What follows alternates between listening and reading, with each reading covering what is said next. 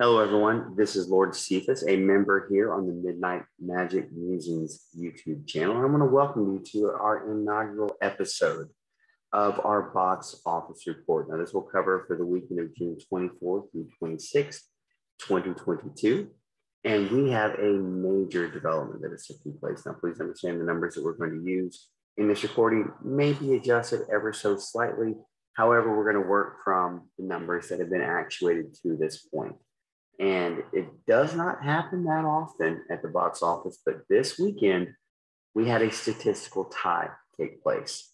Elvis and Top Gun Maverick tied for the #1 spot. Now, let's talk about Elvis for just a moment.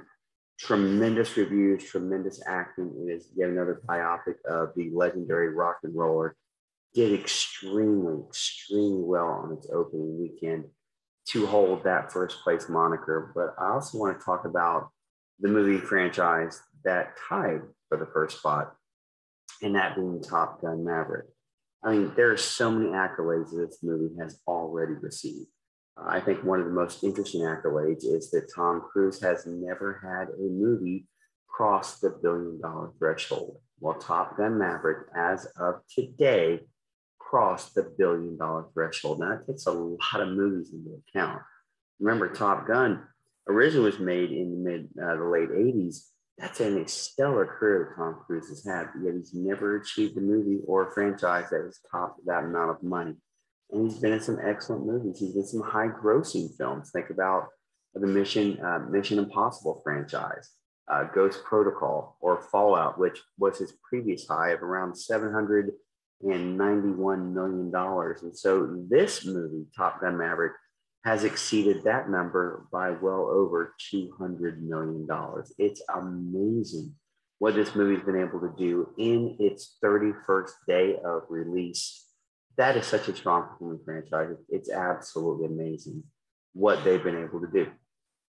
So we have Top Gun Maverick, we have Elvis tied for first place, or first and second. It's going to fluctuate just a little bit here or there where the numbers come in.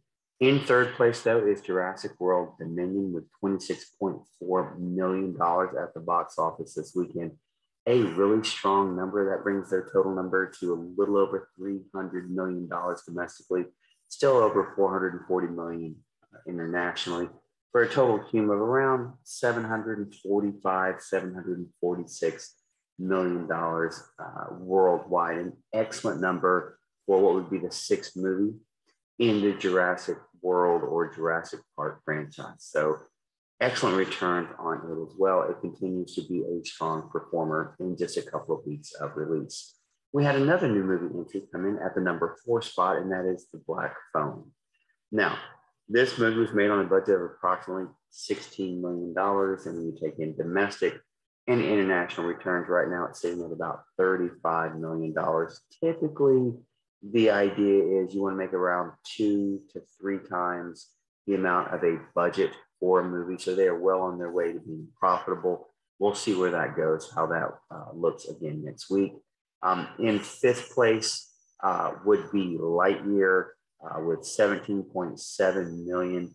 Worldwide, it's accrued around $152 million. But it's not performing at the level that a lot of critics thought that it might, that a lot of Disney and Pixar executives would have wanted it to do. Kind of disappointing from some of the numbers that were projected. A $50 million opening last weekend should not be anything to sneeze at, but when you're pumping up a movie to be opening in the $60 to $70 to $80 million range, some estimates were even higher than that, but I did not give them much credence. It's like gambling in the stock market. You can run something up high enough, and if it doesn't hit the number everybody thinks, well, it's an underperformance. It's a failure.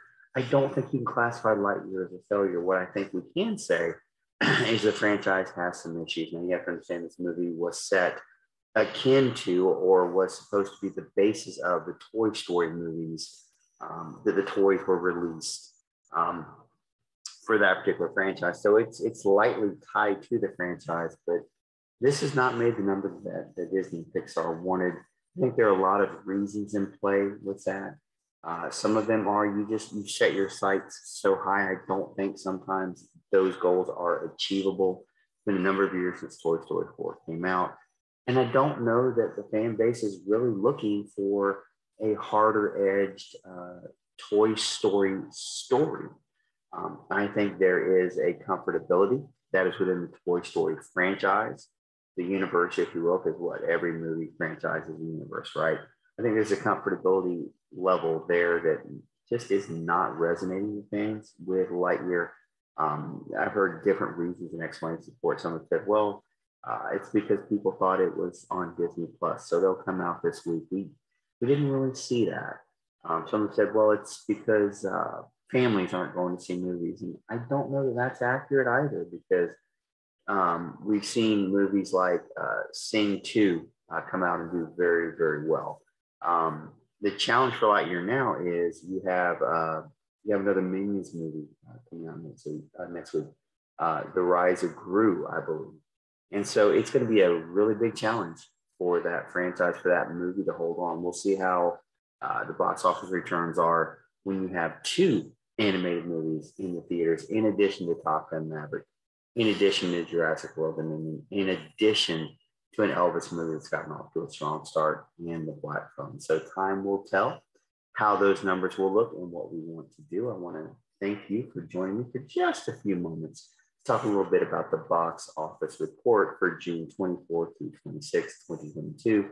I am your host, Lord Cephas. I look forward to seeing you next weekend where we take a look at the box office report. And you have a great week. Take care, everybody.